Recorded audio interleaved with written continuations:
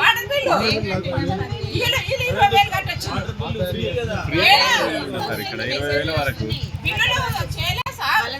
ఇంత పీడిస్తున్నారు కానీ అసలు వీడు ఎక్కడ కాంగొచ్చాడు. ఇంకా 2 నెలల వరకు ఉన్న ఇంటికి ఊసిపోతావో తెలియదు, ఏం చేస్తారో తెలియదు. మొత్తానికి కేసీఆర్ ఉన్నప్పుడు అప్పుడు ఏం వాటర్ బిల్ లేదు,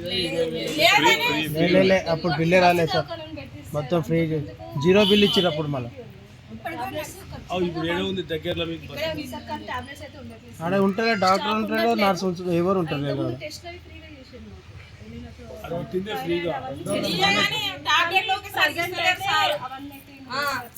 ఈ టాబ్లెట్లు ఎప్పుడు మా ఆయనకు నెలవి ఇస్తుండే, ఇప్పుడు 15 రోజులకు 10 రోజులకి ఇస్తున్నాడు సార్ టాబ్లెట్లు.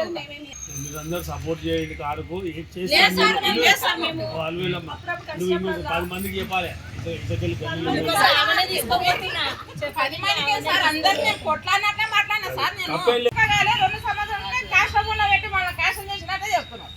నరకం పెడుతున్నాడు మమ్మల్ని 2 సంవత్సరాలకి. ఆయన అన్నేళ్ళు పరిపాలన చేస్తే ఊక మాకు ఇంత తిప్పలు లేదు సార్. మాకు ఎక్కడున్నాడేమో ఆయన దేవుళ్ళకి మొక్కాలి రావాలని ఒక్కటే ఇస్తా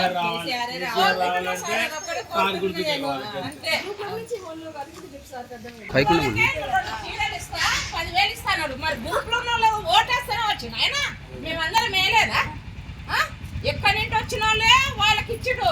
తెలంగాణ బిడ్డలకు మాత్రం ఏం చిప్ప ఇచ్చిండు. ఒక ఇక్కడ ఓట్లు ఆయనకైతే అదే అమ్మ చిప్ప చేతిలో పెట్టిండు. తెలంగాణ బిడ్డలకు చిప్ప చేతిలో పెట్టిండు.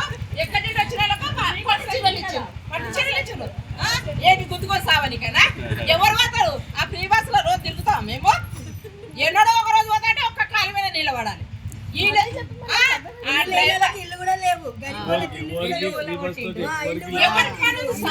అదే పిల్లల ఫీజులు తగ్గియండి. లేనోళ్ళు ఇప్పుడు వికలాంగులు ఉన్నారు, వాళ్ళకి పెట్టాను సార్. వాళ్ళకి పెడతానన్నా తలుచుకుంటారు.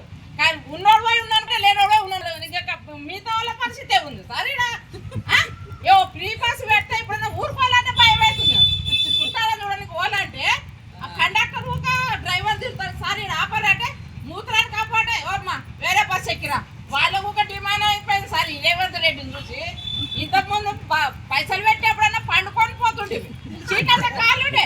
ఇప్పుడు అట్లా కాదు, లేదు ఇంకో బస్ వస్తుంది ఎక్కండి. ఏం సార్ మా పరిస్థితి? చింతపండు చేస్తా, ఒక్కొక్కరి చింతపండు చేస్తా.